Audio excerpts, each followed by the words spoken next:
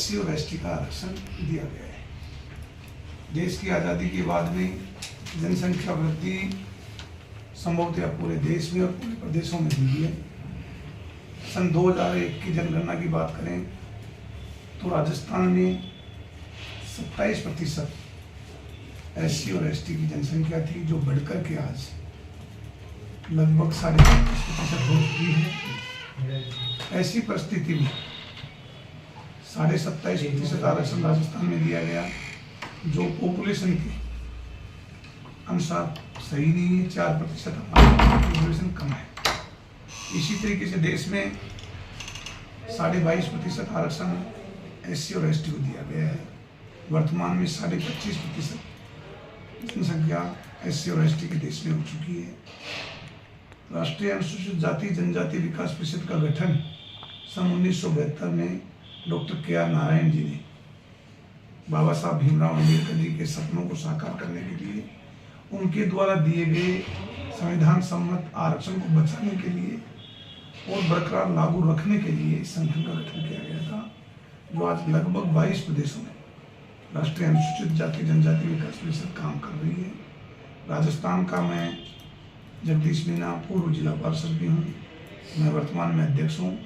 मेरा धर्म बनता है, फर्ज बनता है कि रिजर्वेशन की जो परिभाषा है, रिजर्वेशन की जो परिकल्पना है, उस परिकल्पना को मैं पूरा करवाने के लिए संघर्ष करूं।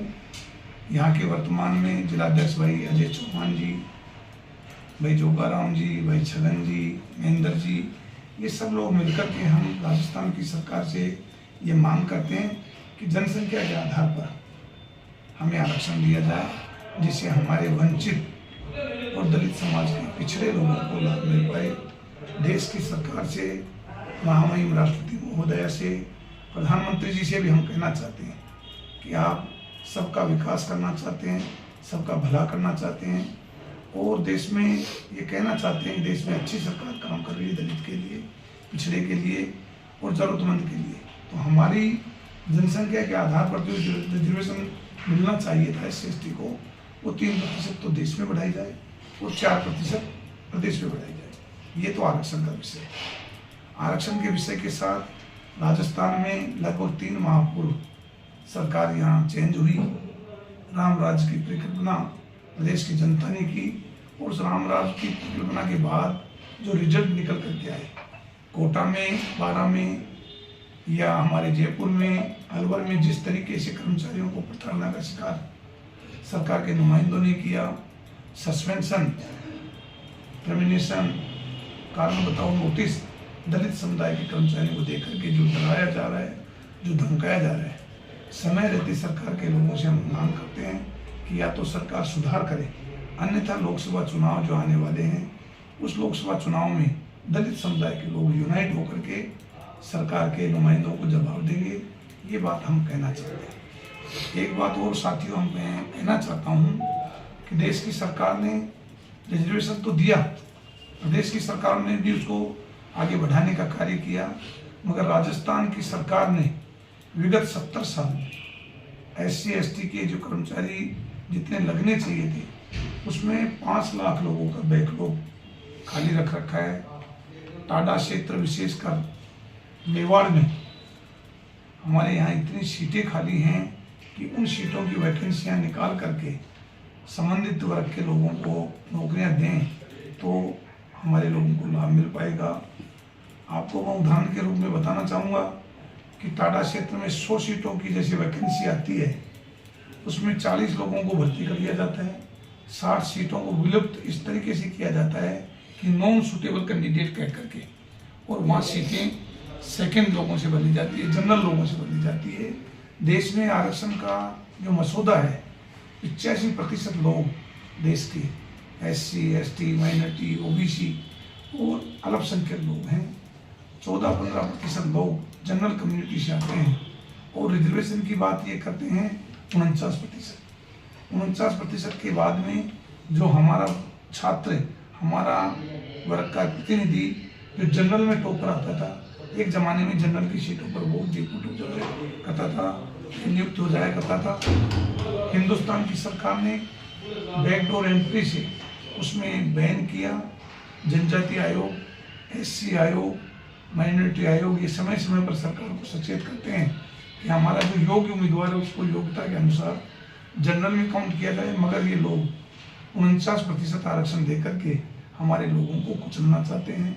85% लोगों को 49% आरक्षण ये नहीं मिले, 15% लोगों को 51% का लाभ मिले, इसका विरोध हम लोग करना चाहते हैं।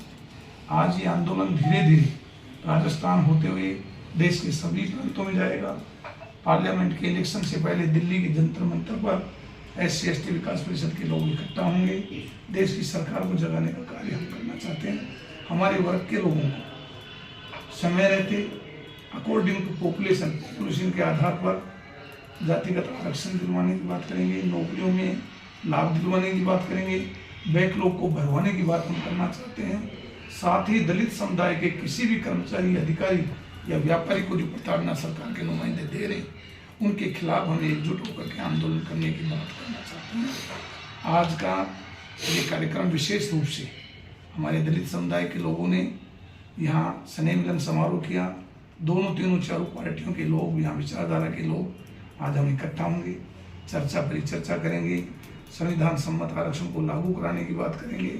जालोर में आप लोगों ने जो मान और सम्मान दिया, मैं आप सबका धन्यवाद ज्ञापित करना चाहूँगा। जय भीम। कद है वो क्या कह रहे हैं, क्या नहीं कह रहे हैं, वो क्यों नहीं कॉमेंट्स कर रहे, ये उनका विषय है। मेरी ड्यूटी बनती है कि मैं स्टेट प्रेसिडेंट हूँ SC/ST विकास परिषद का। अम्बेडकरवादी आरक्षित वर्ग के जितने लोग हैं उन लोगों की रक्षा, सुरक्षा और सहयोग करना मेरा धर्म है। मैं मेरी बात कहूँगा, डॉक्टर करोड़ी जी के बारे में मैं टिप्पणी करूँ, चिंतन करूँ, मंथन करूँ, ये मेरे बूते से बात है। ये तो जैसे हेमलता जी जो है सरस्वती पूजा और एक आप कह रहे हैं कि जिस तरीके से उसको प्रैक्टिकली उन्होंने सरस्वती जी को पढ़ाते हुए नहीं देखा, वो नहीं देखा, तो सरस्वती पूजा करना क्या गुनाह था या उसकी बात करना कहीं गलत था? हेमलता भैरवा जी ने कहा ही नहीं कि सरस्वती जी की पूजा नहीं करें। विवाद तो उसी को लेकर गया था। आप समझिए, फिर समझिए जी, आपने या तो पूरा उसको पढ़ा ली या पढ़ना जी।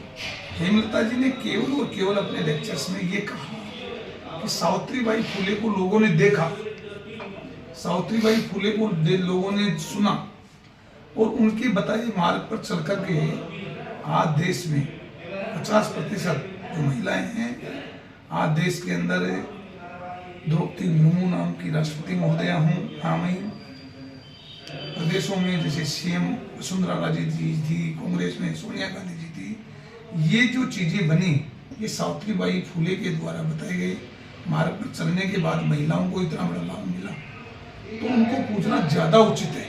उन्होंने कभी नहीं कहा कि सरस्वती जी की पूजा नहीं करनी चाहिए। सरस्वती जी की पूजा भी आप कीजिए, मगर सावित्रीबाई फुले का कंट्रीब्यूशन जो है उसको ना भूला जाए। इसमें कौन सा कार्य किया हेमलता भैरवा जी ने? आपके हिसाब से सरस्वती का विरोध नहीं है? नहीं था, न है और न रहेगा।